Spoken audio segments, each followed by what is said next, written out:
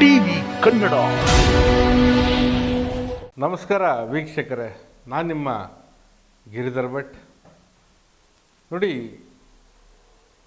ನಿಮಗೆ ರಕ್ಷಣೆ ಬೇಕು, ರಕ್ಷಾ ಕವಚ ಎಂಬುದಾಗಿ ನಾನು ಹೇಳ್ತಾ ಇದ್ದೀನಿ. ರಕ್ಷಣೆ ಏನಕ್ಕೆ ಬೇಕು? ನಿಮ್ಮ ಒಂದು ಕೆಲಸ ಕಾರ್ಯದಲ್ಲಿ ನಿಮಗೆ ರಕ್ಷಣೆ ಇರಬೇಕು. ಹಾಗೆ ಮನೆಯಲ್ಲಿ ಕೂಡ ಸಮೃದ್ಧಿಯಾಗಿ ಬೆಳವಣಿಗೆ ಆಗಬೇಕಂದ್ರೆ ಆ ಮನೆಗೆ ರಕ್ಷಣೆ ಇರಬೇಕು. ಹಾಗೆ ಹೋಗುವಂಥ ದಾರಿ, ಬರುವಂಥ ದಾರಿ, ಯಾವುದೇ ರೀತಿ ತೊಂದರೆ ತಾಪತ್ರೆ ಏನೂ ಇಲ್ಲದೆ ಇರೋ ಹಾಗೆ ನಿಮಗೆ ರಕ್ಷಣೆ ಇರಬೇಕು. ಅಥವಾ ನಿಮ್ಮ ಮೇಲೆ ಬೀಳುವಂಥ ಕೆಟ್ಟ ದೃಷ್ಟಿ, ಮಾಂತ್ರಿಕವಾದಂಥ ಸ್ವರೂಪ, ನರದೃಷ್ಟಿ ಅಂಥದ್ದು ಸಹ ನಿಮಗೆ ತಾಕಬಾರ್ದು. ನೆಗೆಟಿವ್ ಅಂದರೆ ಋಣಾತ್ಮಕವಾದಂತಹ ಒಂದು ವಿಚಾರಗಳು ಸಹ ಬರಬಾರ್ದು. ಆ ರೀತಿಯಾಗಿ ರಕ್ಷಣೆ ಬೇಕು. ಸದಾಕಾಲ ನಾವು ಭಗವಂತನ ಹತ್ರ ಹೋಗ್ತೀವಿ, ದೇವರೇ ಕಾಪಾಡಪ್ಪ ಎಂಬುದಾಗಿ ಕೇಳ್ಕೊಳ್ತೀವಿ. ನಿಜ, ಭಗವಂತ ಇದ್ದಾನೆ, ಕಾಪಾಡ್ತಾನೆ, ಚಿಂತೆ ಬೇಡ. ಜೊತೆಗೆ ಏನಂತಂದರೆ, ನಮಗೆ ನಾವು ಯಂತ್ರ ಕಟ್ಟಿಸ್ಕೊಳ್ತೀವಿ, ತಾಯ್ತ ಕಟ್ಟಿಸ್ಕೊಳ್ತೀವಿ, ಏನೇನೋ ಮಾಡ್ತೀವಿ, ಕುಂಕುಮ ಮತ್ತೊಂದೆಲ್ಲವನ್ನು ಇಟ್ಕೊಂಡು ಕಾಪಾಡಪ್ಪ ಕಾಪಾಡಪ್ಪ ಕಾಪಾಡಪ್ಪ ಈ ರೀತಿಯಾಗಿ ಯೋಚನೆ ಮಾಡ್ತಾ ಇರ್ತೀವಿ. ಇದು ಮನುಷ್ಯನ ಒಂದು ಸ್ಥಿತಿ, ಹಾಗೆ ಅವನ ಒಂದು ನಂಬಿಕೆ, ಅವನ ಒಂದು ವ್ಯವಸ್ಥೆ ಆಗಿದೆ. ಹಾಗಾಗಿ ಯಾಕಂದರೆ ಈಗ ಪರಿಸ್ಥಿತಿ, ಪರಿಸರ ಒಂದೇ ರೀತಿಯಲ್ಲಿ ಇರೋದಿಲ್ಲ. ಕಾಪಾಡಪ್ಪ ದೇವರು ಅಂದರೆ ಏನು ತೊಂದರೆ ಇಲ್ಲ, ಕಾಪಾಡ್ತಾನೆ.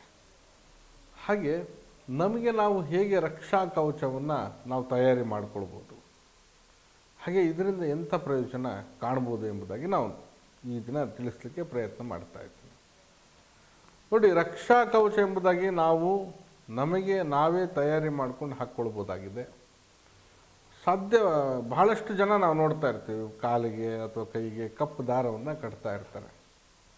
ಅದು ಒಂದು ನಿಯಮದ ಪ್ರಕಾರ ಇರಬೇಕಾಗಿದ್ದು ಬಹಳ ಒಂದು ವಿಶೇಷತೆ ಇದೆ.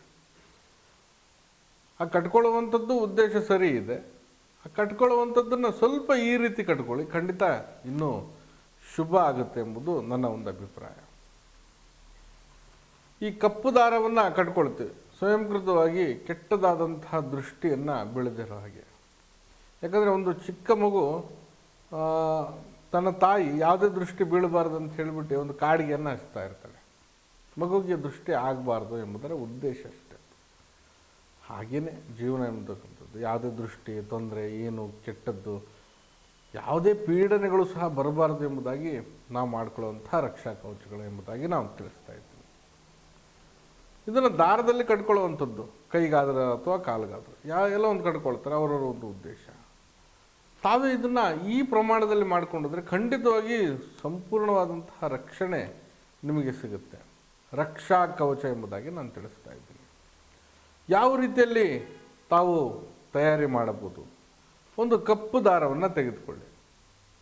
ಇನ್ನು ಈಗ ಉಡ್ದಾರ ಕಟ್ಕೊಳ್ಳೋ ದಾರ ಇರ್ತದೆ, ಅಥವಾ ಕಪ್ಪುಗಿನ ದಾರ ಇರ್ತದೆ, ಕೈ ಕಟ್ಕೊಳ್ಳಿ ಅಥವಾ ಕಾಲು ಕಟ್ಕೊಳ್ಳಿ, ನಿಮ್ಮ ಬಿಟ್ಟಿದ್ದು. ಕಪ್ಪು ದಾರವನ್ನು ತೆಗೆದುಕೊಳ್ಳಿ, ಸ್ವಲ್ಪ ಗಟ್ಟಿ ಇರತಕ್ಕಂಥದ್ದು. ಇದನ್ನು ತಾವು 7 ಗಂಟನ್ನು ಮಾಡ್ಕೊಳ್ಬೇಕು. ಸುಮ್ಮನೆ 7 ಗಂಟೆಗಳನ್ನು ಮಾಡೋದಲ್ಲ. ಒಂದೊಂದು ಗಂಟು ಮಾಡುವಾಗ ಈ ಮಂತ್ರವನ್ನು ಹೇಳ್ಕೊಳ್ತಾ ತಾವು ಗಂಟನ್ನು ಹಾಕಬೇಕು. ಹೇಗೆ ನೋಡಿ, ಮಂತ್ರ ಸ್ವರೂಪ ಮೊದಲನೇದಾಗಿ ತಿಳ್ಕೊಳಿತಾವೆ.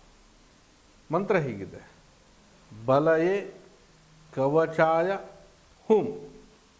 ಇನ್ನೊಮ್ಮೆ ಹೇಳ್ತೀನಿ ಕೇಳಿ: ಬಲಯೇ ಕವಚಾಯ ಹುಂ.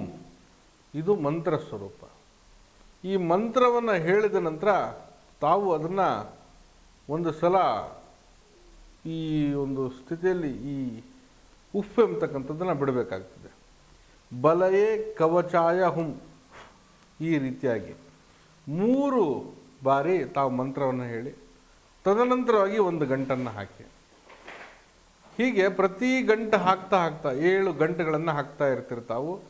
7 ಬಾರಿ ಕೂಡ ತಾವು 3 ಬಾರಿ ಮಂತ್ರವನ್ನು ಹೇಳ್ತಾ ತದನಂತರ ಗಂಟನ್ನು ಹಾಕ್ತಾ ಈ ರೀತಿ ಮಾಡ್ಕೊಂಡು ಹೋದರೆ ನಿಮಗೆ ರಕ್ಷಾ ಕವಚ ಅನ್ನೋದು ಸಿಗುತ್ತೆ.